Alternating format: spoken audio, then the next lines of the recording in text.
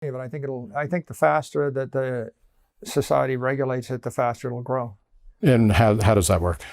Because the number one thing holding Bitcoin back is the 17,000 other crypto assets that are unregulated, that are creating noise and volatility and anxiety in the system. And so that's a liability to the asset class. And then I think the other thing holding it back is that there's $100 trillion of capital that's afraid to enter into the network because they see the 17,000 other crypto assets and they're waiting to see how the regulations will evolve. And I mean, your sense. Let me give you a different example. Electricity. Okay, so I invent electricity, I bring it to your town, and someone wires their house and they jury rig the wiring, and then your kid comes into my house and they get shocked, electrocuted, and they die, and then 1 week later I turn something on and the house burns down. Mm-hmm. And then someone comes along and says, electricity is bad for the human race, we should ban it. And then someone else comes along and says, no, I think that probably we can use electricity. We probably need to have building inspectors to make sure you get a certificate of occupancy before you let people, like little kids, play in the house. I have a publicly traded company, right? And you can read my 10K, it's 123 pages, and we spend millions of dollars a year to remain compliant, okay? And the fact that people trust those filings means that we can raise billions of dollars of capital. And every day, hundreds of millions of dollars trades hands based upon the representation of those filings. If we eliminated all those filings, my company would be no better than any of 100 million other companies, and everyone would simply claim the same exact thing. The capital market would dry up. We wouldn't be able to raise money. We would be no more advantaged than a criminal that wanted to lie. In fact, we'd be disadvantaged against the criminal, because a criminal would just claim that they're 10x better and bigger in every way. We would lose our capital, our employees would quit, our customers would depart. The criminal, they would succeed for a while, eventually get shut down, and no one would succeed. It's kind of like asking what would happen if I got rid of every traffic light in the country and I told people you could drive on either the right or the left side of the street at any speed. You think you'd go faster or get there sooner? The answer is no, you wouldn't get there sooner. You wouldn't go faster. Would you sell more cars? No, right? The economy would not work if you had a lack of some normative standards in order for people to engage with each other at high velocity with large sums of energy. So all of those things that he said seem to be quite reasonable to me, right? And the thing that's holding the industry back is an ambiguity about the definition of a digital security versus digital property. And because there's so much ambiguity, you have thousands and thousands and thousands of digital securities that are competing with the digital property.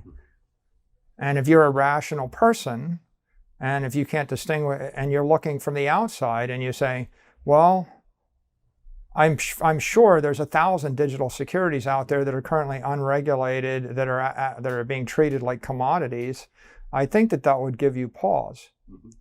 If you look at the sources of volatility in the crypto industry, some dude creates a dog token, issues it to his friends, levers it up 100 to 1, cross-collateralizes it into another token, trades it at midnight, tweets about it, cross-collateralizes that into ETH, then trades that against Bitcoin. Okay, what could go wrong? So people look and say, well, Bitcoin's highly volatile, I'm afraid to own it. Where's the volatility coming from? It's coming from the excessive leverage, right, as a regulation. In fact, probably one of the more, probably the single thing that distinguished it, right? If they had taken a different view, they could have said it's currency and you don't pay tax on it when you transfer it. It could have been in a currency bucket, but by establishing it as property, they made it not a currency, they made it a property. All the regulatory issues we're talking about, I don't really think they're about Bitcoin, right? If you look at the crypto economy, you could divide and segment the market into crypto property, cryptocurrency, crypto securities, crypto art, crypto platforms, crypto exchanges. Bitcoin's crypto property. It's the apex crypto property, and it's 100 times bigger than the next viable crypto property. And the regulatory question, the big one is, are you allowed to own property? And the answer in North Korea and Cuba is no. Right? The answer in China is sort of sometimes for a while, we're back and forth, right? Right? Do you own your house, or you have it for 70 years or 100 years or whatever? But mostly, yes, you can own property. In Western Europe and the US, generally you can own property. So the other regulatory questions are, what's a crypto exchange? There is no FDIC insured bank currently issuing stablecoins. So the investment grade blue chip cryptocurrency is an ideal that does not exist in the real world.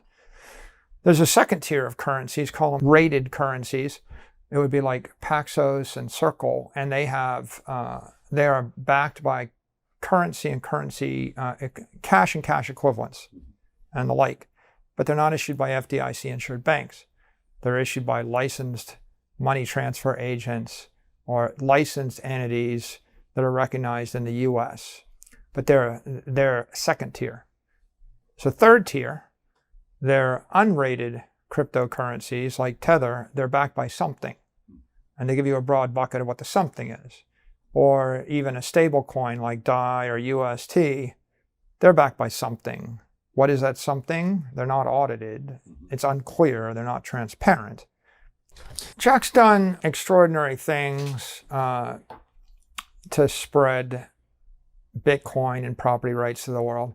The obvious things he's done are to build Bitcoin support into Cash App, and of late build Lightning support into Cash App and distribute Cash App to tens of millions of people, and to do it in a publicly traded entity. So a public company distributing a mobile application that supports the Bitcoin and the Lightning protocol is I think, pretty admirable. They've also sold in excess of $10 billion of Bitcoin over that mobile app. I don't have the exact number, but I'm guessing they're approaching $20 billion to $30 billion by now. The third thing is that Square, now Block, has purchased Bitcoin on its own corporate balance sheet as a public entity. They were the second company to do it. MicroStrategy was the first. And I think that was very courageous, because one is an oddity, two is a line. When you get to three, you start to get a trend, and Tesla was the third. And so there might not have been a third if there wasn't a second.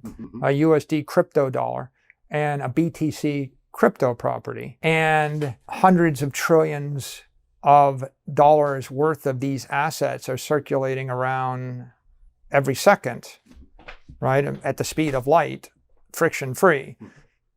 8 billion people trading with each other, with 100 million companies and tens of billions of devices, all of them transacting.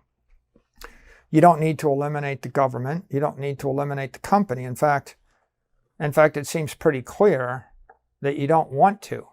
What you want is you want to operate with a currency as a medium of exchange, and you want to operate with the property as a store of value. And if you said to me, do I want to get rid of the dollar and replace it with Bitcoin? I say, no, I can borrow $1 billion for 3% interest and buy Bitcoin that yields 27%. So if you got rid of the dollar, how am I supposed to fund the $1 billion loan to buy the Bitcoin that yields 27%, right? So it doesn't make sense